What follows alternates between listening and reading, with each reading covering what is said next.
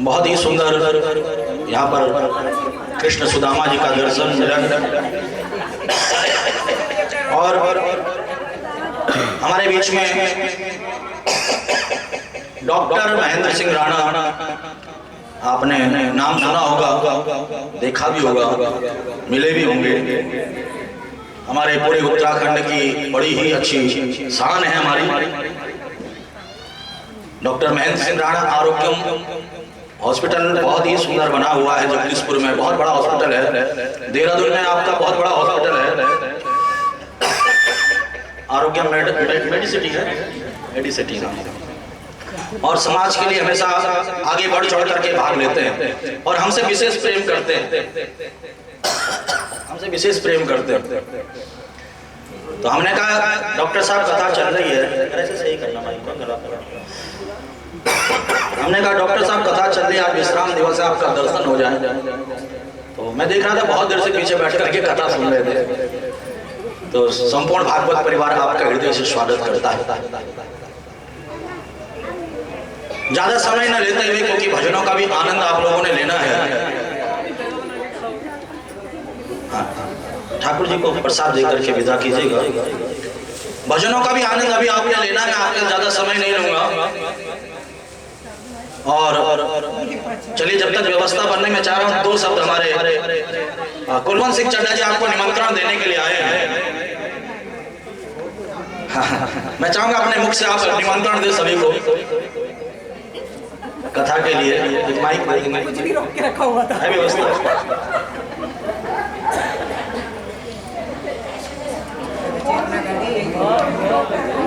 चड्डा जी आज स्पेशल सुभाष नगर से आपको निमंत्रण देने के लिए आए हैं कथा का।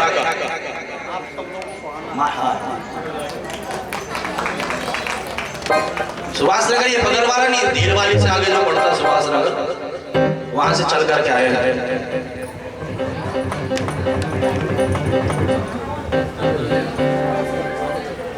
सबसे पहले तो हमारे परम श्रद्धेय, हमारे आदरणीय, हमारे हरिद्वार की शान, जो पूरे देश में नहीं पूरे विदेशों में भी उनके फॉलोवर हैं और हमारे हरिद्वार का नाम रोशन कर रहे हैं। एक बार गुरु जी के लिए जोरदार तालियां।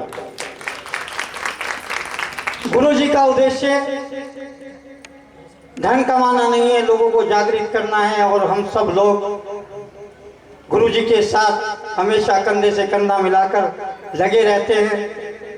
हमारे भी विशाल पत्रकार जी और बहुत ही बड़ी शख्सियत के रूप में सुभाष नगर में भागवत परिवार को भी स्नेह देने वाले हमारे परम आदरणीय आयुष विभाग के सदस्य और आरोग्य मेडिसिटी के मालिक हमेशा धार्मिक अनुष्ठानों से लेकर के सामाजिक दायित्व में हमेशा काम करते हैं। एक बार महेंद्र सिंह राणा जी के लिए जबरदस्त तालियां। भागवत परिवार आयोजन समिति का दिल से आभार व्यक्त करता है और सुभाष नगर की पावन भूमि पर आप सब लोगों को मैं भागवत परिवार का संस्थापक होने के नाते आप लोगों से आग्रह और निवेदन करना चाहता हूं। 26 दिसंबर से 2 जनवरी तक आप अपना कीमती समय निकाल करके गुरु जी के मुख से इस रसधार का अवश्य श्रवण करें। ये मैं आप लोगों से निवेदन करना चाहता हूँ, आग्रह करना चाहता हूँ। सब लोग हाथ जोड़कर विनम्र निवेदन है, आप सब लोग सुभाष नगर की पावन भूमि पर आए और कथा का श्रवण करें, यही मेरा आप लोगों से निवेदन है। बहुत बहुत धन्यवाद, बहुत बहुत धन्यवाद। मैं चाहूंगा कि हमारे राणा जी बहुत अच्छा, बहुत बढ़िया बोलते हैं, बहुत विद्वान है। संपूर्ण देखिए, एक व्यासपीठ से तो बहुत अच्छा हो लगता है। आप वेदों का भी ज्ञान रखते हैं, आप पुराणों का भी ज्ञान रखते हैं और आप आरोग्य, आप डॉक्टर भी हैं। और हमारे उत्तर काशी क्षेत्र जो कि जहाँ से गंगा जी, जमुना जी का प्रभाव रहता है, आप सभी को पता है उत्तरकाशी से गंगोत्री यमुनोत्री का प्रभाव बढ़ता, वहीं से आपका शरीर है। और यहाँ आकर के सेवा करें। मैं चाहूंगा कि किस प्रकार से लोग सावधानी रखें, जैसे लोग कह रहे हैं कि तीसरी लहर आने वाली है, और कैसे सावधानी रखें, कैसे क्या करें जिससे लोग 2 शब्दों में आपके भी उद्बोधन होगा। उसके बाद हमारे आशीष के द्वारा भजन कीर्तन का आनंद आप लोग लेंगे। भजन संध्या का महोत्सव यहाँ पर लेंगे।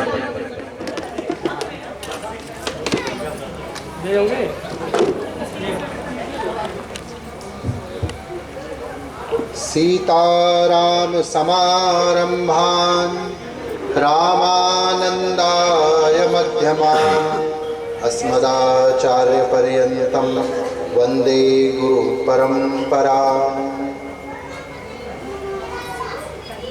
पतित पावनी कलिमल नशावनी श्रीमद् भागवत पुराण को प्रणाम करते हुए और इस दिव्य ग्रंथ के दिव्य प्रवचनों को हम सब लोगों के बीच में प्रवाहित करने वाले भागवताचार्य परम पूज्य आचार्य श्री को नमन करते हुए, व्यासपीठ को नमन करते हुए, हमारे बीच में भागवत परिवार के संस्थापक हमारे बड़े भाई कुलवंत चड्डा जी, हमारे पत्रकार और बहुत ही एक जागरूक समाज सेवी विशाल जी भाई साहब, और जो आप सब लोग यहाँ पर उपस्थित हैं, मैं आप सबको नमन करता हूँ। विशेष रूप से इसलिए करता हूँ कि आप सब भगवान के साक्षात दर्शन कर रहे हैं। एक बार भगवान जी से पूछा गया, नारद जी ने पूछा बल्कि, कि भगवान, कोई कहते हैं कि आप क्षीर सागर में रहते हैं, कोई कहते हैं बैकुंठ में रहते हैं, कोई कहते हैं इस मंदिर में रहते हैं, कोई कहते हैं उस मंदिर में रहते हैं, तो हम तो बहुत कंफ्यूज हैं, आपके भक्त जाएं कहाँ आपसे मिलने के लिए? तो भगवान स्वयं जवाब देते हैं कि नाहं वसामि वैकुंठे योगिनां हृदयेऽपि मद्भक्ता यत्र गायन्ति तत्र तिष्ठामि नारदः। कि मैं न किसी वैकुंठ में रहता हूँ, न किसी मंदिर में रहता हूँ, न किसी हृदय में रहता हूँ, तो मैं कहाँ रहता हूँ कि जहाँ मेरे भक्त मेरे भजनों का, मेरी लीलाओं का गायन करते हैं, हे नारद, मैं घोषणा करता हूँ कि मैं वहाँ अवश्य रहता हूँ और मेरा साक्षात दर्शन मेरे भजन में, मेरे कीर्तन में, मेरे जो दर्शन का जो आनंद है वो मेरे भक्त लोग लेते रहेंगे। तो आप सब लोग बहुत सौभाग्यशाली हैं कि परम श्रद्धेय आचार्य जी के माध्यम से और ये जो भागवत परिवार का आयोजन जिन्होंने किया है, उनके माध्यम से हम लोगों को ये आनंद मिला, हम लोगों को ये सौभाग्य मिला कलयुग में कि हम लोग जो है भगवान के स्वरूप का, कथा के स्वरूप, भगवान का जो कथा रूपी स्वरूप है उसका साक्षात आनंद ले रहे हैं। वर्तमान परिस्थितियों में समाज में बहुत सारी चुनौतियां आई है। अनेकों सामाजिक चुनौतियों के साथ साथ आप देख रहे हैं कि अब स्वास्थ्य के रूप में भी एक बहुत बड़ी विकराल सामाजिक चुनौती, वैश्विक स्वास्थ्य चुनौती हम लोगों के बीच में कोरोना महामारी के रूप में आई है। आपने देखा होगा कि विश्व के तमाम देश इसमें, जिनकी स्वास्थ्य व्यवस्थाएं बहुत ज्यादा उत्कृष्ट भी थी, बहुत ज्यादा हाई लेवल की भी थी, वो भी सब फेल हो गए। लेकिन उसके बावजूद भी भारत में इतनी स्वास्थ्य सुविधाएं नहीं होने के बावजूद भी हम लोगों का जो यहाँ पे इस कोरोना महामारी का असर रहा, इसका जो प्रभाव रहा, कुप्रभाव रहा, वो उतना हावी नहीं हुआ। तो इस पे बहुत रिसर्च हुई, लगातार इस पे चिंतन मनन हो रहा है कि ऐसा क्यों हुआ, जबकि ये लग रहा था कि हमारे पास जिस हिसाब से व्यवस्थाएं हैं तो यहाँ तो बिल्कुल लाशों के ढेर लग जाएंगे।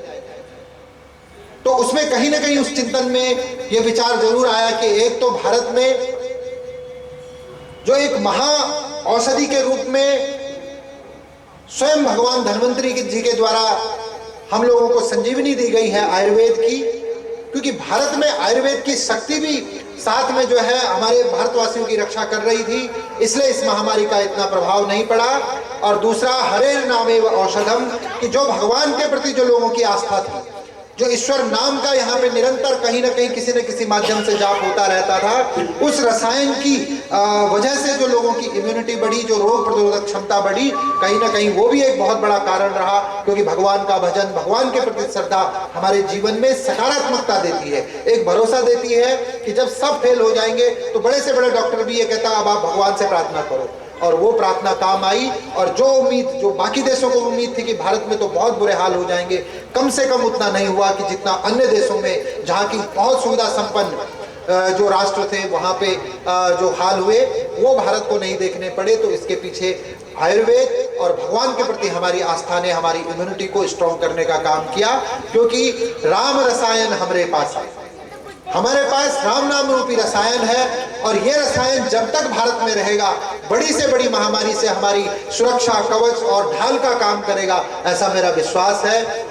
मैं आप सबको एक बार पुनः बहुत बहुत बधाई, बहुत बहुत साधुवाद देता हूँ कि आप इस पुण्य काम में सहयोगी बन रहे हैं। क्योंकि श्रवणम कीर्तनम विष्णु, भगवान का कीर्तन का श्रवण करना ये कलयुग में महाऔषधि के सेवन के बराबर है।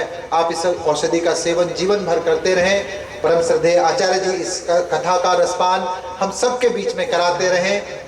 इन्हीं कामनाओं के साथ पुनः व्यासपीठ को बारंबार प्रणाम करते हुए मैं आप सबको नमन करता हूँ। बहुत बहुत धन्यवाद।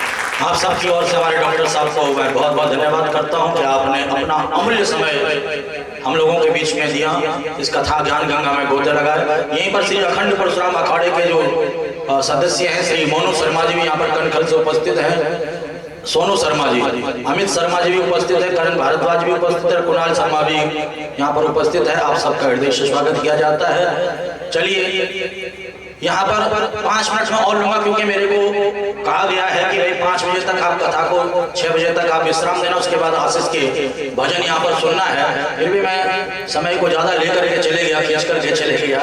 हमारे बहुत ही प्रेमी, हमारे बड़े ही स्नेही राजू भैया का मन है कि मैं भजन आशीष के द्वारा भजन हो और भजन का आनंद लिया जाए। तो मैं ज्यादा समय न लेते हुए मैं तो राजू भैया को जल गाता रहेगा, 3 बजे आप यहाँ पे आ जाना।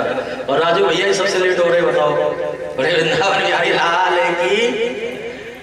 तो मैं भी देख रहा था जो राजू भैया आएंगे तभी हम भजन का कीर्तन करवाएंगे। क्यों राजू भैया? चलिए बहुत बहुत धन्यवाद राजू भैया का। ज्यादा समय न लेते हुए यहाँ पर आप लोगों ने सुदामा जी का पावन चरित्र श्रवण किया।